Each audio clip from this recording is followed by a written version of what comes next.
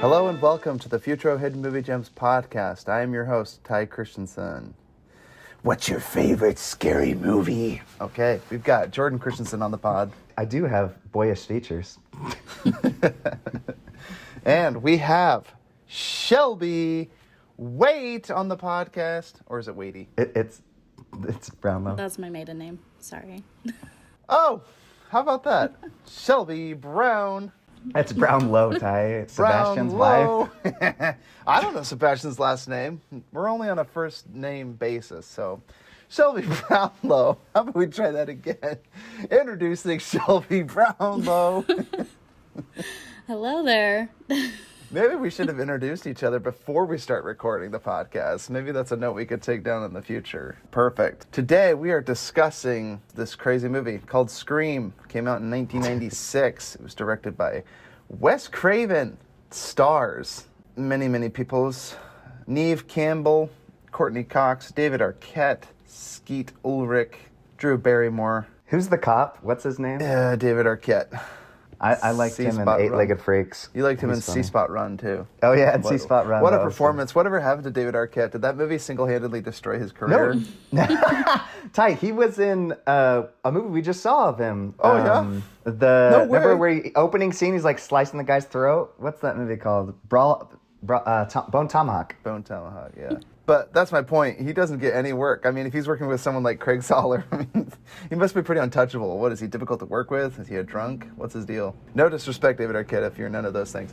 It also stars Roger Jackson, although Roger Jackson is the guy that does the phone voice of the Ghostface killer. And looking at his IMDb page, he looks like an incel murderer psychopath. So it makes sense that he has that creepy voice. Also, David Booth and a few others. So, let's get... Oh, and you can't forget Matthew Lillard. Lillard? However you pronounce his name. I just think of him as Shaggy from that grace-awful Scooby-Doo movie. Or Without a Paddle. Let's get into this movie. A quick plot recap. We've got a year after the murder of her mother, a teenage girl is terrorized by a new killer who targets the girl and her friends by using horror films as part of a deadly game. Okay. Oh, and you mentioned, I kind of spaced out with the names. You mentioned the girl that makes a cameo in the beginning. I can't even remember her name now. Drew Barrymore. Drew Barrymore. Yeah, that was fun. I did mention her. I thought you were going to mention Jamie Lee Curtis in the movie that they're watching, because she makes it a cameo, but it's actually in a horror movie that they're watching, Halloween. Also give a shout out to the Scream Queen and Jamie Lee Curtis. So let's get into this movie. What was it like watching it for the first time and rewatching it for the podcast? Why don't you start us off, Jordan? Yeah, surprisingly, I've only seen this movie twice. And the reason being is like, there are so many other films that like follow this one, even though this one's the best, and there's like a TV series.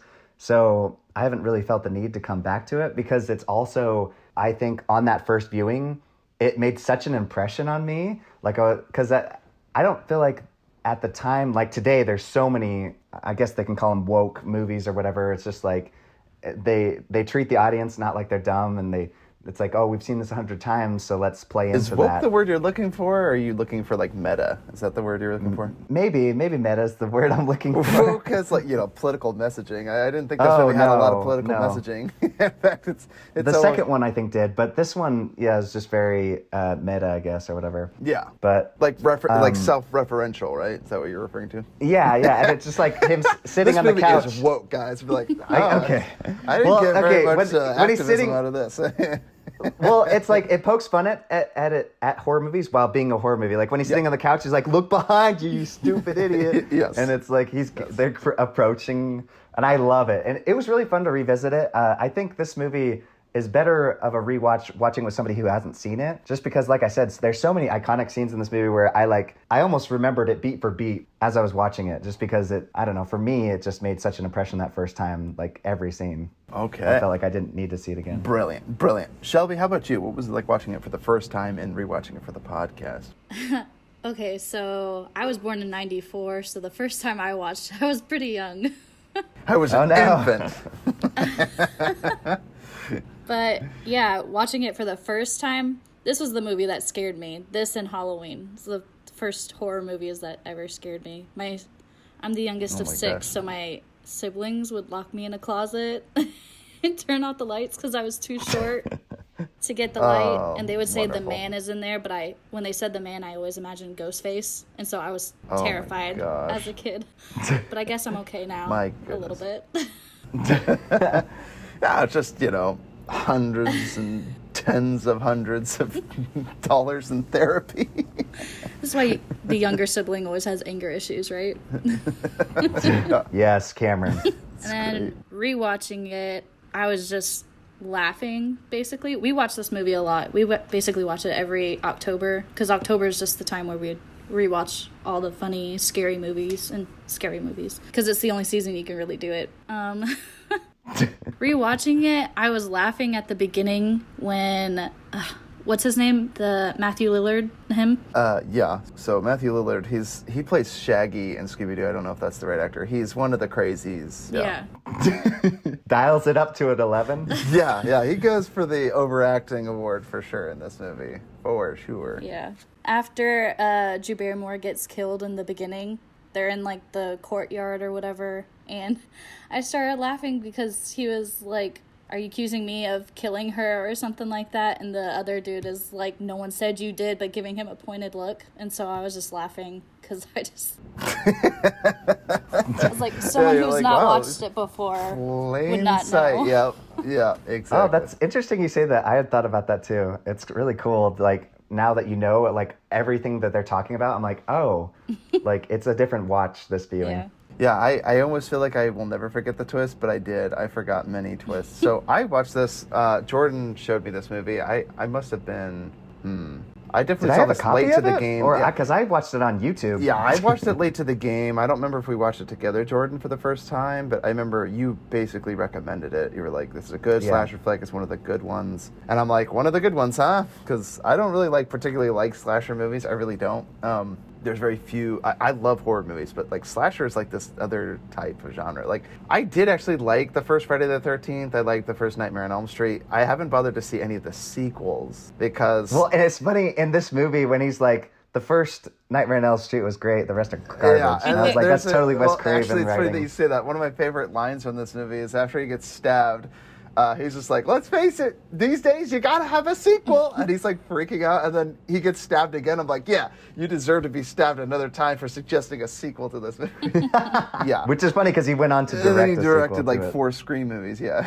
Well, no, he directed only 2, and then somebody else took it on after that. Oh, well, Wes Craven made directed 2 or 3 other ones. Like, there's Scream 4. There's probably many more. Look at his IMDb. I don't think he directed them all. Oh, really, Wes Craven? Jordan, do you want to go, man? I just looked up his IMDb. Check it out. I didn't know Matthew Lillard. I don't even know if you're talking about the same actor. Did he direct them? If he did, Wes Craven, dude, director. He's accredited for Scream. I know of Scream 4. I don't know about 2 and 3, but anyway. Who cares? Splitting hairs. This movie... I was pleasantly surprised rewatching it. I actually liked this. Yeah, he did them. Oh, do you want to apologize to our audience for wasting their time, our precious time? I'm a little sassy tonight. I really liked rewatching Scream. I thought it was a lot of fun. I thought there was a lot of pleasant surprises, even though I remember the 2 kids being involved somehow. But I was like, I don't remember what happened. So I remember there being a double cross. And it was kind of fun because Sydney does a really good job at... Sydney's really... smart character. I like her character. There's only a few dumb horror movie decisions that were made in this movie, and we can go into those later for my nitpicks, but I really enjoyed rewatching this because even though I knew the twist and the villains, as Shelby, you mentioned, there are things now rewatching, you're like, oh, you can catch things that mean something else now that you've already seen the movie. There's a lot to enjoy. And even with the twist, I did forget the scene where I'm like, wait a second, I thought that he was one of the villains. I totally fall for it when the Billy gets stabbed by Ghostface, and I'm like, oh my gosh, he gets killed by the killer, so it wasn't him. I'm like, who was it then? Is it the other guy? I'm an idiot. You fell for it a second time. But it's great. It's a well-placed twist. I love that because I actually haven't seen that in a slasher film. I've never seen the double cross with the, everyone else is really dying, and then this one looks just as real or unreal as everyone else's death, and it's like, oh, he staged it. I love that. I thought that was great because, yeah, like I said, slasher films just don't really do it for me for whatever reason. But that being said, what I think a slasher film is the new remake of Friday the 13th, where it's just a big giant monster goes out on a murderous rampage killing teens. Not really my cup of tea, because in the end you kind of just start rooting for the monster, and I'm like, am I a sociopath? Am I a psycho? Like, why am I rooting for a monster to kill teens? I don't know. Maybe it's that. Well, that's where we differ, Ty, because I love slashers. I love it. Yeah, and I do love the Evil Dead, so I don't know what it is, but there is something about like the mindless monster slasher where you're voting for the monster to kill the teens, right? I don't care for those movies. I love Cabin in the Woods. I love this movie, so I do love well thought out, well crafted movies. So to his credit, Wes Craven, good job. Scream, it's a great horror movie. I think it's great, and it pokes fun at horror movies, talks about some of the tropes in them. So yeah. Let's get into two of our favorite things about this movie. Shelby, why don't you start us off? Two of your favorite things from Scream. That's hard because I really like Scream. We just do a Scream marathon every Halloween, so it's like, I would say. And of this series, is this one your favorite? I mean, I love the first one, but the other ones are enjoyable. Maybe not the third one. I didn't really like the third one, but I like the second one where she's in college, and then the fourth one, the newer one with her niece or cousin or something. That one was fun just because it was, I don't know. You just rewatch things for the millionth time, at least for me. Oh, I do. Well, so there's certain things I do. Like I just rewatched the whole Chucky series. That was really fun. I'd probably say my favorite in the first movie is when they're dying, because it's so funny. Like the two guys, they just keep stabbing each other. It's the funniest thing. And then he's on Matthew Lillard, he's on the phone with Sydney, and he's like, "Oh, my mom's gonna kill me!" Like as he's dying. Yes, it's the funniest. That line gets me. Are you really gonna tell my parents? My mom and dad are gonna kill me for finding out that I murdered people. Like, what? What is going on? Like, yeah, what? They're probably like my favorite two slasher killers ever, because they're so funny. Dude, I don't know how a cop would take apart that crime scene. There's people littered all over the place. So many stabbings, so many shootings. It's like, wait, there's blood all over this house. Your DNA is everywhere. You've been stabbed multiple times. Yeah, it's pretty crazy. So. Jordan, how about you? Two of your favorite things from this movie. It'd have to be the geek in the video store. I'm just like, oh, this is like my hero. Reminds me of you. Talk all day. Yes. Yeah, Jordan, if you were a movie character, this is your guy, dude. I mean, if video stores still were around, there that's are where I certain would rules work. one must abide by in order to survive a horror movie. That's you. That's you, Jordan. Yeah, and then everyone leaves and like, oh, you're gonna miss the best part of the movie. Stick around, fellas. And you're the only one watching the movie by yourself. Totally. And then I don't know. I'm trying to think what besides him. Like this film, like I said, the first viewing of it, for some reason, like it like must have made some kind of impression on me, because like I remembered every scene. There's like a moment when oh man, my brain is not working today. Sorry guys. Just got home from work. I never forgot this movie, and let me just think really hard about the scene that I'm forgetting and I'm struggling to nail down. Always. Well, no, never. So the scene where the two guys are like running at the door and they're both like, no, it's him. Like, it's just so stressful because you're like, oh my gosh, like, who is it? Like, who's the bad guy in this situation? Give me the gun, Sydney. And give me the gun. And yeah, and then it just like she slams the door, especially because I love that kid and I'm like, I don't want him to die. And then that ending where she said, oh no, the guy that knows how horror movies go exactly, he's like, this is the part where he comes back to life. Like, that scene, like, forever was ingrained in my brain when she got that double tap. It was just such a beautiful shot.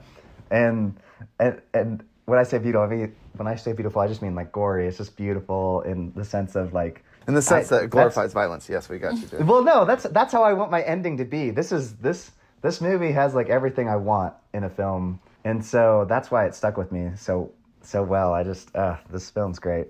I love it. Brilliant. My two favorite things, it stems from, I think it's really quotable. I think this movie has a lot of really funny one-liners that are really funny, and as a cinephile, a self-proclaimed cinephile. Everyone is a suspect. That was so great. Haven't you seen a horror movie before? Everyone's a suspect. He was great. So I love the the aspects of what we talked about being meta, but also being an effective slasher flick.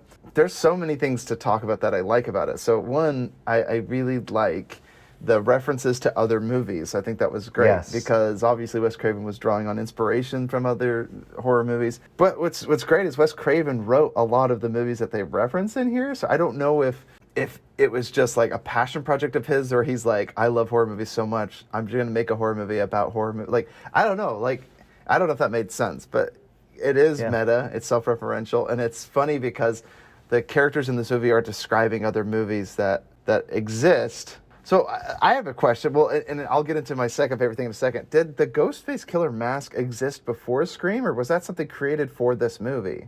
I don't think so. The Ghostface killer, the waxy open mouth, that iconic mask. Because they mentioned it's sold everywhere, and I'm like, growing up, I've never not known the Scream mask to be sold everywhere. Like I'm like, it actually happened. It was a self-fulfilled prophecy where I actually wore that Scream mask in high school once. You know, like for 1 year in Halloween. So like they were everywhere. And I'm like, was that just because of the movie? Did they come up with that iconic look before, or was that okay? So I just looked it up. Yeah. It was in the early 90s. It said the Ghostface mask was in circulation as a Halloween costume for several years before Scream came out. I find that interesting because, again, they mentioned that in the movie. And see, what I thought was interesting is they mentioned also and heavily reference John Carpenter's Halloween because it's Michael Myers is like famously, what was it, William Shatner or something like that? A mask? Or something like that. Like it's not even supposed to be a scary thing, but like Mike Myers wears like a William Shatner, some celebrity's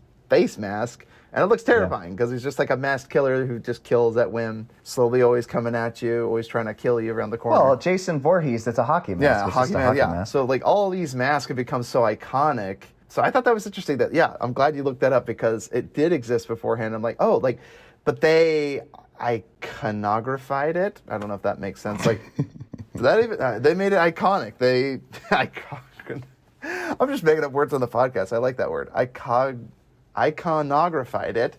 They made it iconic. They're iconic. Where it was like, that's the mask from Scream, not just whatever they called it, the Ghostface killer mask or whatever. Really creepy looking, the long mouth, drooping mouth, soulless eyes, But I think it's so funny how, like, okay, this killer is going around wearing this ridiculous outfit. I mean, like the Grim Reaper, and like, there's a few scenes in this movie where I'm like, how is this killer getting away with all this? Like, this, like, mass murder. Everyone's getting killed along the way.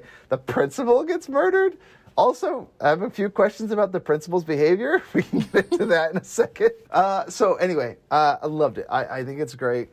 This movie holds up on rewatch. I like that part of it, and it's very, very quotable, and we'll get into all those quotes later. I was actually surprised how much I enjoyed it rewatching. Yes. So to Wes Craven's credit, like I said, I'm a huge cinephile, so I want to point out a lot of the observations I made about this movie and the references to other horror films. So the very first is the very opening scene with Drew Barrymore, a very famous actor at the time, starred in E.T., and she was like a famous child star. What I thought was so great was they had her, and you think that she's going to be your protagonist of the movie. This was very reminiscent of the movie Psycho when it first came out. I can't remember the actress's name that played in Psycho, but they kill her off early. Famously, they kill her off very early on, and it was a misdirect because you're like, wait, I thought this was going to be the hero or the final girl, but no, it's the first victim. And it just sets up the whole world and all the tension that builds after that. So I really like that element of it. I also really like the tension that was building with that creepy looking, I don't know if they still sell those tinfoil bags with popcorn anymore. Those things look terrifying and wildly unsafe. So I don't think I'd ever pop popcorn in something like that. But I love that the tension was building as she gets this phone call. And this murderer is like, teasing her, trying to do movie trivia to save her boyfriend's life while he's tied up in a chair outside. I loved all of that. Like, it was very good. I'm glad they used the popcorn instead of a kettle, because it's usually always a kettle. Yeah, then it gets louder. Yeah, just starts whistling.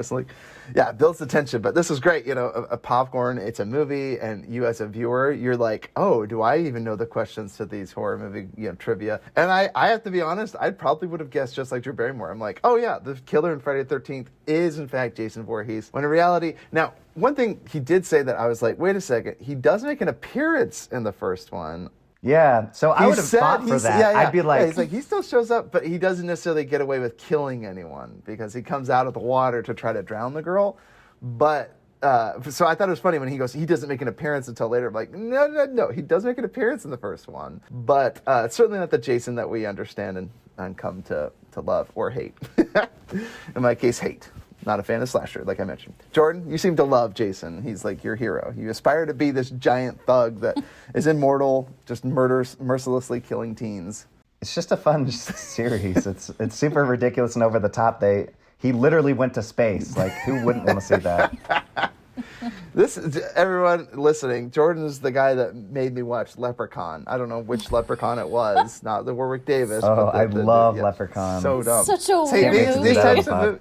Oh, it's a terrible movie. So funny. So I loved the trivia at the beginning. I thought that was great. And then I loved the tension that was building, like on the phone interview where she's like, I'm hanging up now. Like, this movie is such a good 90s film. Like, it's great. The technology in it, the home, people calling you from home, like on the home phone. I loved all that. Like, that was great. If you hang up on me again, I'll gut you like a fish. It's like, oh my gosh, like the stakes get raised really quickly. I like that, just terrified in the home. That's all good stuff. So what other things do you guys like? You can throw them out if you want to say them, or you can get right into quotes if you want. But there's just so much to admire from this film. It's great characters. I think all these characters in this movie are so iconic. Like you mentioned, the two killers. I love the Yes, the boyfriend. Wait, which boyfriend? The Sydney's boyfriend. Sydney? He's like so. I mean, Billy is gosh, terrifying. dang. Yeah, he's pretty menacing. Yeah, I know. What do I and have to it's so do to funny. make you believe that I didn't what do I have kill to do to him? make you believe I'm not the killer? Like, don't say it like that. And then he like literally stages his own death. I thought that was great. Yeah. I love. He's like, why can't you just get over your dead mom? It's like so insensitive. And it's so much worse made by the fact that you find out that he's the one that killed his mom a year earlier. And he's like, it's been a year. Get over it, Sydney. She's like, it's been less than a year. I'm sorry my post-traumatic stress is inconveniencing your perfect life. You go, girl. Poor Sydney. Dude, I gotta say, I loved Gail Weathers, too. This reporter that wrote the story. And she's like, this was the biggest story. Sorry I had to report on it. Like, I'm sorry you didn't like it, Missy. And Sydney slaps her. I thought that was great. I loved the whole, like, banter between she was hilarious, too. She was like, you owe it to her. And she's like, I don't owe you. Just like so mean to her. It's like I don't owe crap to that kid, and she's just like, my goodness, like freedom of the press. Like just the worst reporter, like torturing this poor girl. Like my favorite, and one other line, like did Wes Craven hate people that work for the media and like paparazzi? Because there's another scene where they're like, hey, Sydney, how does it feel to almost get murdered and butchered? And they're like, hey, let me know. And he's like, she just wants to go to school and learn. He's like, hey, people have a right to know, man. People have a right to know. Did it mess you up, Sydney? Oh my gosh, I love that. That's the best. Oh my gosh. So I love the relationship between the cop and the reporter. I know it's like very disturbing that she's like into younger guys, like really younger guys. yeah, what is he supposed to be, like 20-something in this movie? But then he has like a full-fledged high school daughter? No, but remember she kept making like jokes. I was like, this is like disturbing. I don't even get it. Look, you want to talk about disturbing? Let's talk about the principal. Okay, the Fonz from freaking, what is it, Happy Days or whatever? This guy, I don't know what to say about his behavior. He like goes to Sydney and grabs her face. He's like, oh, like I can't believe you kids like try to harm this innocent girl. In front of the two cops, he like grabs Sydney's face in a way inappropriate manner. Like, we all saw that, right? Well, I think the first time you're supposed to, like, think maybe he's the killer or something. Maybe he's the killer. Sure, why not? Which I can't find him anywhere. What's his name again? He's the Fonz. I don't know what his name is. Is it Harry or Winkler? Harold or something? Harold Van Winkler? Is that the guy? Maybe. Winkler? I can't find him in the credits. Yeah, Henry Winkler. That's his name. Started with an H. See, I thought so, but I couldn't find it. It's not even listed here. And I'm like, he's one of the victims. He has very much has a part in this. His character was so weird. The principal, like being a creep, like very unsettling, very unnerving to see a principal being like way too familiar. And then like threatening the students with the pair of scissors. It keeps like shoving them in their face, and you just keep hearing that sound of like the shimmering sound of a sword. Basically, it's just like shing, like throws it right in their face, and he like traces the scissors down his shirt. Like you're like, oh my gosh, this guy's a psycho. And then he gets murdered, and I'm like, why did the principal get murdered? Like, did we ever establish why the two boys killed the principal? Like, why did he have to die? And then, like, all the messed up high schoolers are like, oh, the principal had his entrails cut out and he's hanging from a flagpole at the stadium. And they're all like, we got to get down there before they take him down. Like, they're all these sick high schoolers that they just love gore. But I can't help but feel that that's Wes Craven kind of nodding to the audience in a way where they're like, you're tuning in for a slasher flick. You are that creepy high schooler that's like, yeah, let's go see a dead body. Like, freak, yeah. So I thought that was kind of funny. Like, maybe I'm reading too much into it, but yeah. I got that. I thought the principal, the way he reacted to her the first time, like touching her face, I think he was supposed to be more like fatherly because her mom had died the year before. But no, because totally looks creepy. But I don't know. Yes. Do you think they played it off as totally straight? Because I got the feeling that he would like because he says like beautiful. Doesn't he say something? Because like in the end, either way, touching a student is inappropriate. So it's like especially that way where he grabs her by the chin and like pulls his face. I don't know, dude. I think we're meant to believe like Wes Craven. This is the psycho that wrote. What did he write? Spit on Your Grave or not? What else did he do? No, the Last House on the Left. Last House on the Left. Yeah, I don't doubt that for 1 second. I stand by my yes. He wrote that principal intentionally that way. Because I think that principal is getting, and that's why I think we were justified in, or at least the audience could feel better that he was murdered because he also did The Hills of Eyes. Oh my gosh, yeah, I'm gonna go on the record and say 100% Henry Winkler's character is the creepiest principal of all time, and did deserve to die. So I thought that was interesting because again, that was the only adult that was killed, other than I guess the cameraman. I don't know if you can consider him an adult because he's 50 pounds overweight, and when I say hurry with the camera, I mean move your fat up a lot. I thought that was really funny. That was great. Yeah, I just put caress the schoolgirl's chin. It's just so crazy. Anyway, I thought that was creepy. It's so creepy. Okay. The only kind of nitpick I have is like the girl that dies by the garage. Like, that's insane. Are garages that strong to lift people up and snap them like and kill them? Like, no, I can attest that I once operated a garage door and the latch came free and it came sliding down and I don't know, it does look like it could hurt, but I don't think it could ever cut you in half. I don't know. I thought she got snap your neck, lift you off the ground, electrocuted as well. Oh, that's what it was. Okay. Sure, but her neck did snap too, right? Like there was clearly the sound of like, I don't know, her neck. Maybe a broken neck then. I honestly think that death was intended that way to be as ridiculous and over the top, maybe. I don't know, because it seems absurd. Because I keep thinking of the scary movie when the big chick gets stuck and she can't get through the door. Just get through the doggy door. Yeah, it is funny that you say scary movie because I think it's so funny. It's almost laughable. Like the Ghostface killer gets his butt handed to him many, many times. He gets kneed in the he gets thrown over, he gets kicked, he gets shoved, he gets pots thrown at his face, bottles thrown in his face. Like he takes a beating, really, which is kind of fun. You don't see that in horror movies. Like, it's always the impossible I like that to the stop. kids are fighting back. The kids fight back. I think that's kind of fun. It adds to the stakes a little bit because you're like, oh, maybe they can get away, but it's always kind of scary. And I think it's pretty crazy how much they got away with so close to other witnesses. Like, the parents literally walk in as Drew Barrymore's walking up to the front porch. There's the scenes where they terrorize different characters at the house party, like just out in the garage. She could be screaming for help and no one inside the house heard someone screaming for help. I mean, like if someone were to stand in my garage right now and scream, I'm pretty sure I would hear them, but maybe that's just because I have a hovel of a home. So, but even in a rich mansion, I feel like if I thought that too. I'm murder, like, can they really not hear her? Like, that's what I thought. Guess the movie was turned up too high. You know? Must be a soundproof garage. Also, when Ghostface calls the cop dude's house and the sister and the mom answers the phone and gives the phone to Sydney, I'm like, how do you not know by the voice that that's the killer or her boyfriend or something? Oh, interesting. Like, well, the mother wouldn't know, right? Like, she didn't speak to her. Or the mother was the one that answered the phone at the house and was like, hey, can I talk to Sydney? Probably tried to say it in his nicest, friendliest voice ever. Hey, can I talk to Sydney? He's probably just like, hey, can I talk to Sydney? And then she went to go get her, and then Sydney comes to the phone, and then she's like, oh my gosh, it's the killer. And what's even funnier because it's like, okay, they allude to this, right? So was it the boyfriend? It was the other guy that called, right? Oh, because they that's had what I thought. voice But then distorted. she said, what did you... she's like, who did you call in prison? Yeah, So I'm like, did he call in prison? So he used his one phone call to call Sydney to try to clear his name, but it's like, you still had the other friend, and did they let you keep that voice, the voice? Yeah, the voice box? The That's voice what I was box wondering. in prison? They'd let you hold on to that? Like, I thought they would search you and prevent you. I don't know. He's in custody, so they would probably search him. Right? I don't know. Yeah, they do. Oh, What do yeah. I Ty, know? they do cavity searches. Are you kidding me? they take everything from you. I'm not sure if they do cavity searches. Well, maybe. If you're maybe in jail. I don't know. I know you're thinking of a brawl and cell block. Once you're in prison, you get plenty of cavity searches. But I don't know if you've been arrested if they can yet at this point. I have no think idea. in a small town they do, because they're considered like a small town, so it's like. Jordan's like, man, if I had a voice distorter, I would have hidden it in my. You're crazy, Jordan. You're insane.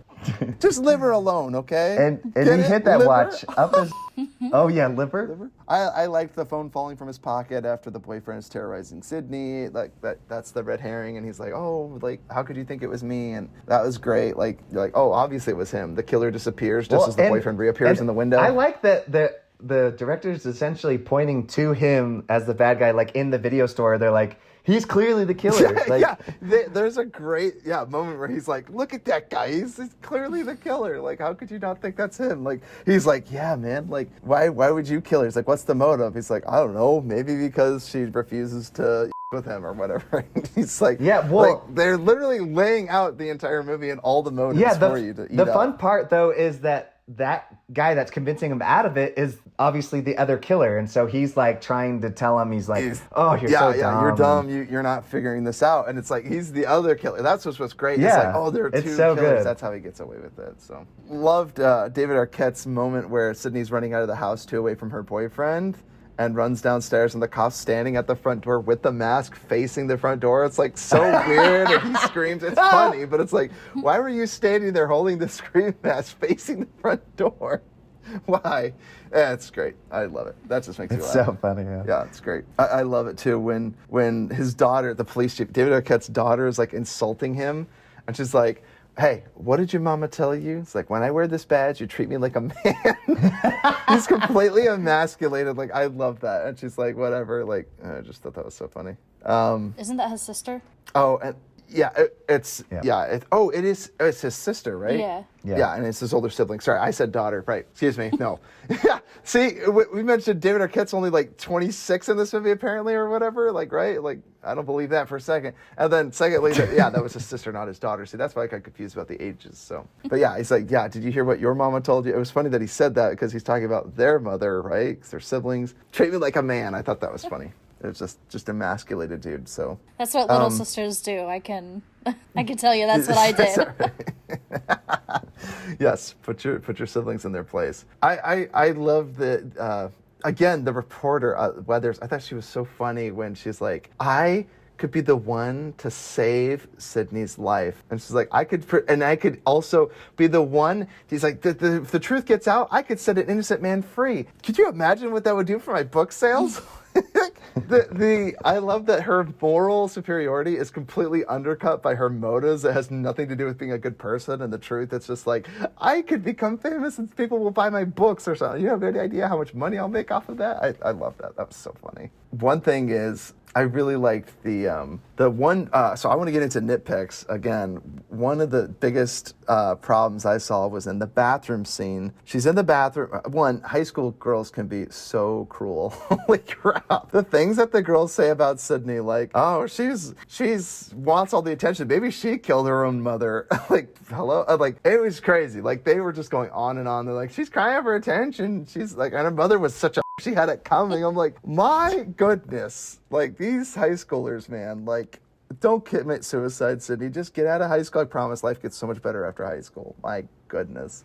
But the one nitpick I had was, okay, so there's the scene where all of a sudden the killer's feet come off of the toilet. So he's been standing and waiting in that bathroom, dressed as the serial killer, I'm guessing, or at least waiting for Sydney to come into the bathroom. So he's there. His feet, come off of the toilet. The outfit kind of comes down, so he's wearing this outfit. And then he proceeds to try to kill her in that bathroom, in that moment. And then she runs out of the bathroom, doesn't scream about it, and runs down the hall, and then eventually runs down the stairs. I'm like, in the school. And I'm like, she passes a staff administrative staff worker. Like, why didn't she call out, like, get a whole crowd in front of that bathroom, scream all you can? The killer's in the bathroom. She could have ended it right there. It's the worst decision in the horror movie right there. She doesn't clamor for help. She doesn't get anyone. Like, where is he going to go? There is, like, a tiny little window. He's not climbing out of that thing. It doesn't open. So I'm just saying, you have him cornered in a bathroom. Call for all the help. It's not like he's going to murder you in front of all these people. Anyway. And we're sure it was him, and it wasn't just one of the kids dressed as... The one friend mentions that, but she's like, oh, it could have been this. But I'm like, it don't matter. At least you could have the guy in custody and then like, he at least dressed up and tried to attack her. Regardless if it was a prank, he did try to assault her in a girl's bathroom. So that alone gets you arrested. Just saying. Sydney, bless your heart. You made a lot of good decisions, but you made a few dumb ones, and that was one of them. So that was one thing that really bothered me. But yeah, school kids can be so messed up. I just wrote that. You know, get over your dead mother. Your mother probably killed her, had it coming because she was around. It's like, okay. She deserved to be and murdered. I don't know who talks like that. My goodness. Maybe Wes Craven does. But yeah, if you've seen his other movies. Yeah, it's crazy. Oh, so the other callbacks to, or like the other references to other movies. So they mentioned, one thing that really bothered me was the friend. She was like, oh, you're sounding crazy. She's like, maybe my mom, or she's like saying like, maybe it is my fault. I should forgive Billy, like, or whatever. She's like, no, you're sounding like one of those impossible Wes Carpenter movies. Now, I don't understand what she meant by this because Wes Craven is the director, one, and John Carpenter is, I think, who she meant, but she says Wes Carpenter. I don't know why she said that. Was that an intentional mistake? Does Wes Craven have delusions of grandeur, thinking he's as good of a director as John Carpenter?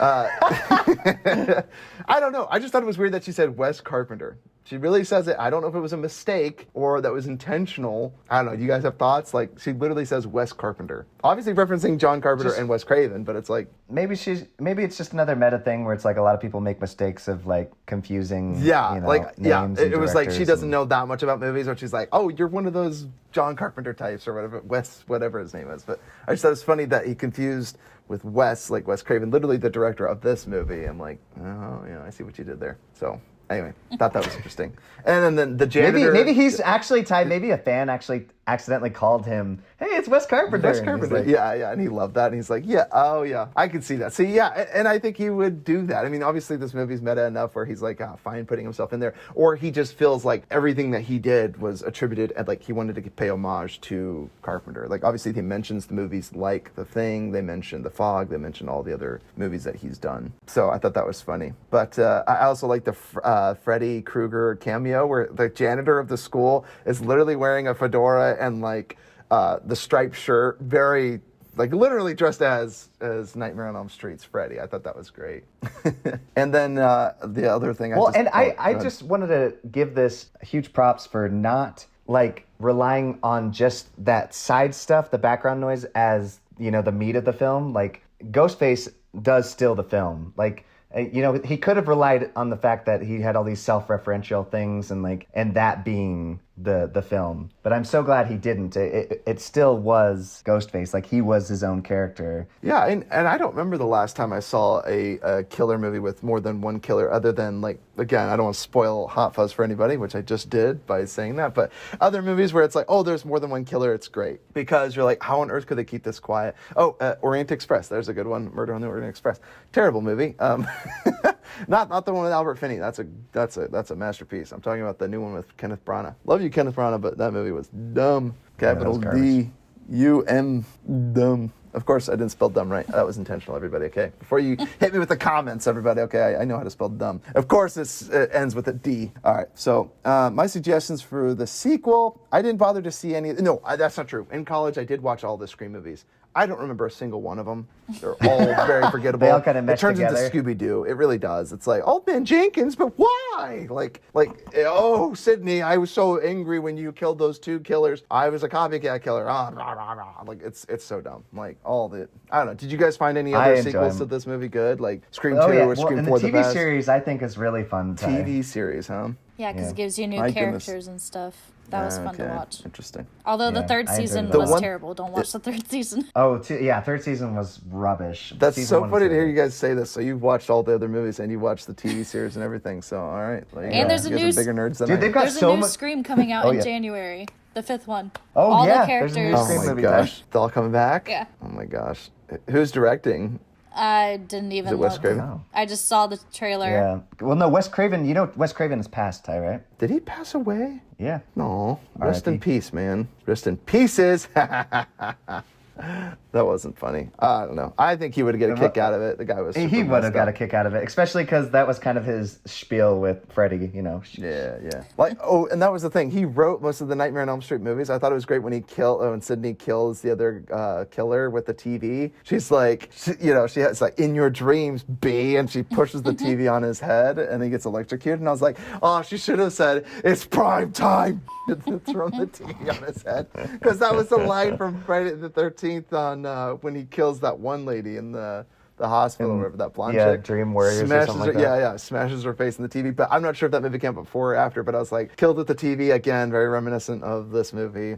Like, there's so many callbacks, like I said, with just mere mention of it, but I thought it was great that there was a lot of visual motifs of the other scary movies. I mentioned Psycho, I mentioned all the John Carpenter films, Freddy Krueger, all the, Jamie Lee Curtis making an appearance where he's literally watching a horror movie and he's like, look behind you, and he can't even see it in the reflection of the TV. I thought that was crazy, but... Well, and it's such a treat for somebody like me who loves so many and sees so many horror and slasher flicks, because it has like all the elements that I love, and then it gives you even more and adds on And top of that, effectively like, doing it, yes. Yeah, and still doing Yes. it. So it's just like... Yeah, there are genuine moments of suspense in this movie, which I really like. I think it does a great job. So do you guys have any other quotes from this movie? Anything you want to throw out? My sisters had an experience with Nev Campbell, the main character. They were doing study abroad in England, and they actually met. No way. They saw her, but they didn't know it was her. They actually accidentally bumped into her, and she like fell back into the boat and got wet. Oh.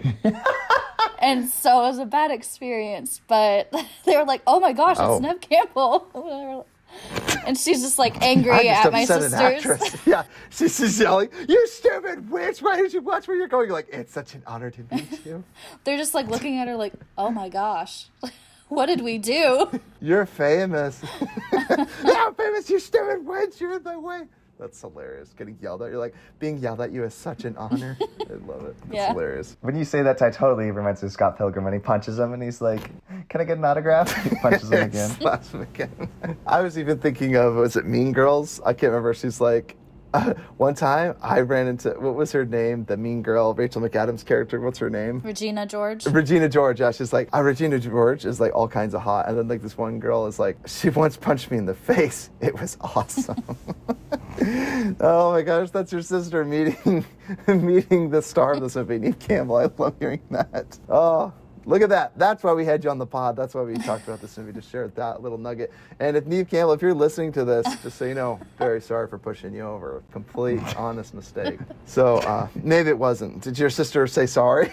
I mean, just get her number afterwards, get some coffee? No, I think they apologized, but then they're just like, we need to get out of here before she sues us or something like that. She's got movie star money. Yeah. We got to get out of here. Yeah. I love it. Brilliant. So, my other quote was, "You hit me with the fetching phone, you." I thought that was so funny. He's already been stabbed, and he like throws the phone at him, and it hits him in the head, and he's freaking out about being hit with the phone. I thought that was really funny. And also, like, oh, you're stabbing me too much. Like, they're like, give me the knife now. It's like, no. I thought that was so funny. Like, they stab each other. Like, okay, go ahead. I'm ready. Go ahead. I thought that was so funny. Very quotable, crazy last minute scene. It's crazy. Brilliant. Well, would you guys recommend Scream? Scream! Just had to do it. Sorry. Would you? Well, Ty, because you're not a big slasher fan, I'm kind of curious. Would you? Because I think it kind of reaches. I highly recommend this one. This is a great I think even movie. if you're not a slasher fan, I think it kind of reaches a lot of different audiences. This right? is, how do I say this? It does have slasher, but it's not, I don't even want to say excessive. There is a lot of slashing. More self-aware. Yes, it's a self-aware, well-crafted, and marmy and fun. Surprisingly witty, good tame twist. for a rated R movie, too. Pretty tame for a rated R film, yes. So I would just say the last thing, again, I love Gale Weathers. Courtney Cox's character was so funny. Driving away when the cameraman falls on the windshield, she's like, I'm so sorry you're dead, but get the fudge off my windshield. She was great. Gosh, she was so funny. So yeah, I recommend this movie. I think it's it's fun, lots of twists and turns. It's exciting. And if you're a slasher fan and you haven't seen it, then shame on you. Shame on you. Yeah, exactly. Shame. For shame. So we end every movie podcast by sharing movies that we've seen lately and movies we're looking forward to seeing. Shelby, is there any movies that you've seen lately? Well, I'm looking forward to seeing the new Halloween movie. Oh, yeah. Hopefully, I mean, it looks like it's supposed to be the final Halloween movie. I think they said that like 10 movies ago. Yeah, they said that like 10 movies ago. So don't hold your breath, Shelby. They're going to keep coming out with them as long as they keep making money. Yeah. No, I think they actually said that they were going to make like 2 or 3 more. I think they're making another one, like on top of this one. You don't say. You mean if it keeps making money, they're going to keep making sequels? You mean if it keeps making money, they're going to keep making these sequels? Don't understand. It's just funny because you're like, oh, it's going to be the last one. You're like, well, they've announced 2 more, but this could be the last one. They might finish the story, and then they'll do a prequel, and then they'll do a spin-off series, and then a TV show. Just teasing. Anyway, so Shelby, any other things you're looking forward to seeing? Well, the new Scream one, I'm like, I have to watch it now. Yes. I'll have I'm to excited see it because I did see all of them at one point, but like I said, they turned into Scooby-Doo. Like after this first one, they tried to repeat the magic, and it's like you had lightning in a bottle with the first one. Don't push your luck, and it's just literally Scooby-Doo, where it's like, oh, I'm the killer. Like, I literally remember like Sydney becomes a killer at one point, or like she dreams that she's a killer. There's a scene where like the cop is a killer, or the Weathers, the Courtney Cox's character is the killer. I don't remember. It's so blah. Yeah, this movie was great. Lightning in a bottle. So I will be seeing the 5th one though, because I will be interested to see if they can like years later come back and do like one final hoorah with all the actors. Seems really fun and nostalgic to me. Yeah, but if it does good, then they'll just, keep making Yeah, and let's them. just hope Neve Campbell has, recuperated and recovered from that terrible trauma that you and your sister put her through. It wasn't me. It was my sisters. It was just your sister. You Okay. sure your sisters didn't tell you not the real story where they're like, oh, quick, get her attention. They accidentally bumped her too hard. Oh, Oh, autographed and then threw her over the side of the dock. You're right. They probably lied about the whole thing. Oh, man. We should ask Neve Campbell. Do you remember that time that my sister almost killed you? That was pretty awesome. She's like, I was in more danger meeting your sister than I was on all the sets of Scream. Well, speaking of slasher flicks and stuff, I'm excited about. They're coming out with a Chucky TV series. I'm so excited about. Chucky 'cause I love TV Chucky. series. Oh, my And gosh. then they're also coming out with a Day of the Dead TV series. Oh, I'm very excited. Wonderful. They're coming out with a lot of good horror stuff this month. I'm excited. So everybody, leave us an email, futuremovies@gmail.com. Leave us a review. Check us out on Patreon, Facebook, Instagram, and Spotify. And leave us a review. And this has been... write us an email, futuremovies@gmail.com. Tell us a movie that you'd like us to review. Or leave us a comment in one of our videos. Or leave us a review. And if you have questions, we'll address them. So you guys, take it easy. This has been Futuro Hidden Movie Gems. Thanks for tuning in. Signing out. Peace. Bye. You hang up on me again, I'll gut you like a fish, you little...